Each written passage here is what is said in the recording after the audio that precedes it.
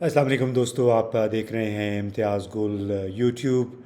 آج کچھ ذکر ہو جائے G7 سمٹ کا، جو کہ جرمنی کے بڑے صوبے بویریا میں منعقد ہوا، اور جس میں دنیا بھر کے جو 7 بڑے صنعتی ممالک ہیں ان کے رہنماؤں نے شرکت کی۔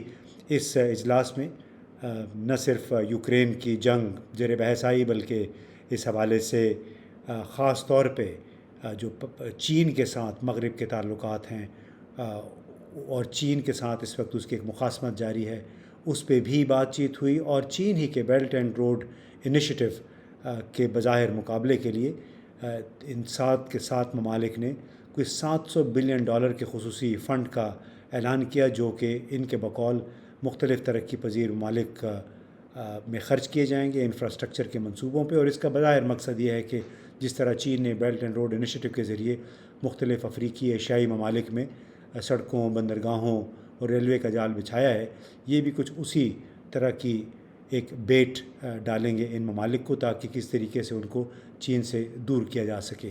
اس حوالے سے ہم نے آج رابطہ کیا ہے آپ کے ہر دل عزیز یوٹیوب اینکر عیسیٰ نقوی صاحب سے، اور ان سے ہم نے یہ پوچھا کہ بتائیں ذرا کہ G7 کا جو سمٹ ہوا ہے تازہ ترین بویریا کے جنگلات میں، اس کی چین کے لیے کیا امپلیکیشنز ہیں؟ کیا یہ واقعتاً چین کے بیلٹ اینڈ روڈ انیشیٹو کا ایک جواب ہے؟ گزشتہ سال سمٹ ہوا تھا، سربراہ اجلاس ہوا تھا G7 ممالک کا۔ یہ جو گینگسٹرز ہیں، وہ ملک جن کو آپ کہتے ہیں کہ یہ گینگ آف 7 ہے، اس کو میں باقاعدہ کہتا ہوں گینگ آف 7 کے جو ملاقات ہوئی تھی لاسٹ ایئر، آپ کو یاد ہوگا برطانیہ میں اس کا ساحلی گاؤں ہے کاربس بے، وہاں پر انہوں نے ایک B3W انیشیٹو لانچ کیا تھا، اور اس B3W انیشیٹو کا مقصد یہ تھا کہ چائنا کے بیلٹ اینڈ روڈ انیشیٹو کو کاؤنٹر کیا جائے۔ میرا خیال ہے کہ اسی کو یہ ری نیم کر کے انہوں نے، آپ سمجھیں کہ اس کو تھوڑا سا ورکیبل بنا کے، اس کو ڈویبل بنا کے دوبارہ سے لانچ کیا ہے۔ اور یہ جو پروپوزل ہے کہ $600 ارب ایک بڑی خطیر رقم بنتی ہے، یہ 2027 تک 7 ممالک لگائیں گے۔ اور لگائیں گے کہاں؟ اس کا ٹارگٹ بڑا اسپیسیفک ہے، جو وائٹ ہاؤس کی طرف سے بیان جاری کیا گیا، جو اینٹنی بلنکن کی گفتگو ہے اس حوالے سے، جو امریکہ کے صدر جو بائیڈن نے اپنی تقریر میں اس کا اظہار کیا، اور پھر G7 کے ممالک کے جو لیڈرز ہیں انہوں نے جو گفتگو کی، یہ $600 ارب بیسکلی لگایا جائے گا ان ممالک میں جن کو یہ سمجھتے ہیں کہ وہ چائنا کے اسفیئر آف انفلوئنس میں موجود ہیں، چین کا ان کے اوپر اتنا اثر و رسوخ موجود ہے کہ وہ اپنی فیصلہ سازی، اپنی پالیسی چین سے پوچھ کر بناتے ہیں۔ پھر آپ دیکھیں کہ اس میں جو ٹارگٹ کیا گیا ہے، یہ کہا گیا ہے کہ جو انفراسٹرکچر پروجیکٹ ہے یہ خاص طور پر فنڈ کرے گا روڈز کے منصوبے کو، روڈز کی ایکسپینشن کے منصوبے کو، ہاربرز، بندرگاہیں ان کو بنانے کے لیے، ان کو ڈیولپ کرنے کے لیے، وہاں پر مزید ایکسٹرا ٹرمینلز بنانے کے لیے، پہلے سے موجود ٹرمینلز کو اپ گریڈ کرنے کے لیے۔ تو ایک واضح طور پر یہ ایفرٹ جو ہے وہ ایم کرتا ہے، اس کا نشانہ، اس کا ہدف ہے کہ چائنا کا بیلٹ اینڈ روڈ انیشیٹو اس کو فلاپ کیا جائے، اس کو ناکام کیا جائے۔ اب خاص طور پر اگر آپ پاکستان کے حوالے سے دیکھیں تو اس کے ریپرکشنز، جب BRI ہے، BRI کا flagship project China Pakistan economic corridor ہے، اور جو ایسٹ اور ویسٹ کی کنیکٹیوٹی ہے وہ پاکستان کے راستے سے ہونی ہے۔ تو یہ جو سوچ ہے پاکستان میں کہ چائنا ہمارا اسٹریٹجک پارٹنر ہے اور امریکہ بھی ہمارا اسٹریٹجک پارٹنر ہے، یہاں پر ٹیکنیکلی سپیکنگ ہمارے جو 2 اسٹریٹجک پارٹنر ہیں وہ آپس میں دست و گریبان ہیں، وہ ایک دوسرے کے ساتھ لڑ رہے ہیں، اور ہمارا جو اسٹریٹجک پارٹنر چائنا ہے اس کے اس منصوبے کو ٹارگٹ کر رہا ہے سپوزڈلی ہمارا ایک اور اسٹریٹجک پارٹنر امریکہ، جس منصوبے کے حوالے سے پاکستان میں ایک کنسنسس موجود ہے کہ یہ گیم چینجر منصوبہ ہے، پاکستان کی خطے کی تقدیر بدل دے گا، پاکستان کی معاشی لائف لائن ہے، پاکستان کا مستقبل کا انحصار اس کے اوپر ہے۔ تو آپ اندازہ لگائیے کہ اگر 2027 تک یہ $600 ارب مختلف ممالک میں لگا کر امریکہ اپنے اس منصوبے میں کامیاب ہو جاتا ہے، اور آسیان ریجن کے، فار ایسٹ ایشیا کے، پھر اسی طرح یوروشیا کے اور بہت سارے یورپین ممالک وہ لا تعلقی کر لیتے ہیں، سلو ڈاؤن کر دیتے ہیں BRI کے प्रोजेक्ट्स को, तो कौन सी कनेक्टिविटी पाकिस्तान के रास्ते होगी? जब सामान नहीं जा रहा होगा, ट्रांजिट नहीं हो रही होगी पाकिस्तान से, तो आपके पास पैसा नहीं आएगा। आपने चीन को लामहला जो कर्जे हैं वो वापस करने हैं, पैसे देने हैं। तो बेसिकली ये जो टारगेट है ये ग्लोबल नॉर्थ ने ग्लोबल साउथ को हिट किया है, अगर इसको समझा जाए।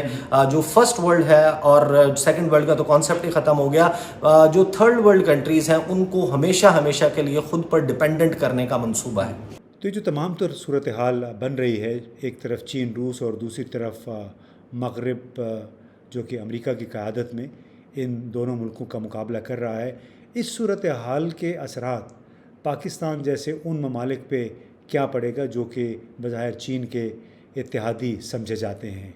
तो इस हवाले से बताइएगा, आप ज़रा इस नकवी वजाहत करें, आपकी क्या नज़र है इसे? जो डिप्लोमेसी है वो ज़ीरो सम गेम नहीं होती, और आप ये नहीं हो सकता कि अगर आपके एक मुल्क के साथ ताल्लुकात हैं तो फिर आप दूसरे से नहीं रख सकते। अगर आप के अमेरिका के साथ ताल्लुकात हैं तो चीन दोस्त नहीं बन सकता, अगर चीन दोस्त है तो अमेरिका नहीं बन सकता। ऐसा होना नहीं चाहिए। लेकिन ये एक बात है आइडियल वर्ल्ड की। हम अनफॉर्चुनेटली एक आइडियल वर्ल्ड में, एक आइडियल दुनिया में नहीं रहते, और यहाँ पर दुनिया को और दुनिया की सियासत को जो बाइडन और अमरीकी जो बेसिकली इस्टेब्लिशमेंट है, इंटरनेशनल इस्टेब्लिशमेंट है, अमरीका और उसके करीबी इत्तेहादी हैं, उन्होंने पूरी दुनिया में एक ज़ीरो सम गेम का आगाज़ कर दिया है। ब्लॉक पॉलिटिक्स चल रही है। वो ये बता रहे हैं कि आप बताएं कि आप हमारे साथ खड़े हैं या आप चीन और रूस के साथ खड़े हैं। इसके इशारे आपको क्वाड जो क्वाड्रिलेटरल सिक्योरिटी डायलॉग इनका है, भारत, जापान, ऑस्ट्रेलिया और अमेरिका का, फिर आपको ऑकस अलायंस की सूरत में नज़र आता है, जहाँ पर इंडो पैसिफिक रीजन में वो इक्विप कर रहे हैं एक नॉन न्यूक्लियर कंट्री को न्यूक्लियर सबमरीन्स दे के ऑस्ट्रेलिया को। फिर वो ऑस्ट्रेलिया, बरतानिया और अमेरिका का फिर फाइव आइज अलायंस मौजूद है। फिर ये समिट फॉर डेमोक्रेसी करवाते हैं, जिसमें ये दुनिया को की जमहूरियतों को कहते हैं रैली करना है अगेंस्ट चाइना एंड रशिया, जिनको ये कहते हैं कि ये अथॉरिटेरियन रूल है और इनके खिलाफ इनको गैंग अप करना है। तो अमेरिका तो उस नहज पर ले आया है जहां पर पाकिस्तान समेत बहुत सारे ममालिक अब उनके लिए ये बड़ी डिफ़िकल्ट चॉइस है। और इसका इजहार आपको याद होगा कि लास्ट ईयर जिस वक्त पाकिस्तान के प्राइम मिनिस्टर इमरान खान साहब थे, उन्होंने CGTN को एक इंटरव्यू दिया था, ग़ालिबन 27 या 28 जून को। जब CGTN के रिपोर्टर ने सवाल किया, उस पर इमरान खान साहब ने कहा कि it is unfair on part of the US to pressurise countries like Pakistan to pick sides, यानी कि पाकिस्तान पर दबाव मौजूद था कि पाकिस्तान साइड पिक करे। इसका मतलब क्या है? इसका मतलब ये है कि अमेरिका हमें कह रहा था कि आप चीन के साथ अपने ताल्लुकात को डाउनग्रेड करें।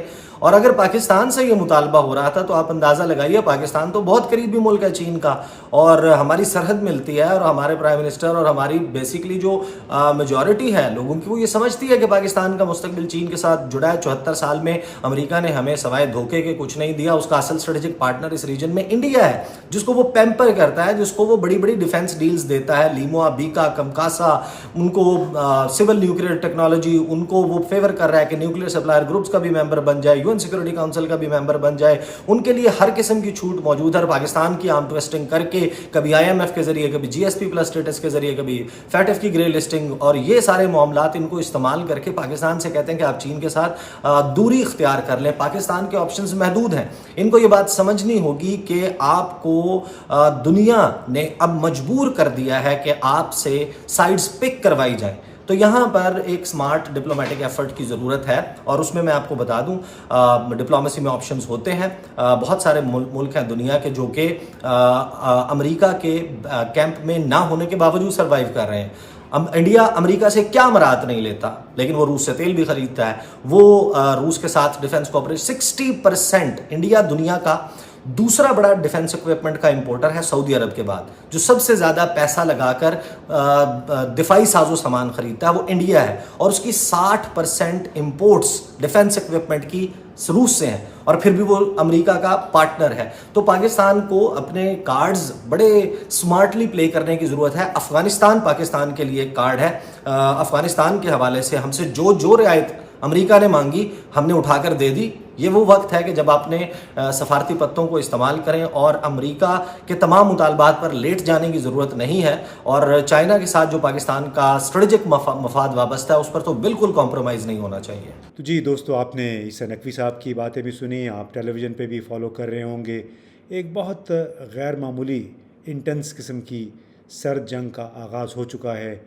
चीन रूस एक तरफ, और जिसमें अमेरिका और उसके इत्तेहादी दूसरी तरफ اور جو ان کے زیر اثر ممالک ہیں ایشیا میں، افریقہ میں، یہ ان کو اپنی اپنی طرف کھینچنے کی کوشش کر رہے ہیں۔ ظاہر ہے اس کا نتیجہ پاکستان جیسے ان ممالک کے لیے اچھا نہیں ہے جو کہ پہلے ہی مختلف اقتصادی مسائل کا شکار ہیں، اور اقتصادی مسائل ہی کی وجہ سے یہ تذبذب کا بھی شکار ہیں۔ انہیں سمجھ نہیں آ رہی کہ وہ چین کی طرف جائیں یا امریکہ کی طرف، یا پھر ان دونوں بلاکس کے درمیان اپنا ان کے ساتھ تعلقات میں توازن کیسے قائم رکھے۔ توازن قائم کرنا ایک آسان کام نہیں ہے، اس کے لیے بڑی اسمارٹ ڈپلومیسی کی ضرورت ہوتی ہے، بڑی پیش بندی کرنی پڑتی ہے، اس کے لیے طویل المیعاد اہداف مقرر کرنے پڑتے ہیں۔ کیا پاکستان کی موجودہ سیاسی اور فوجی قیادت ان چیلنجوں سے عہدہ بران ہونے کے پوزیشن میں ہے؟ کیا وہ ان سے نمٹ پائے گی؟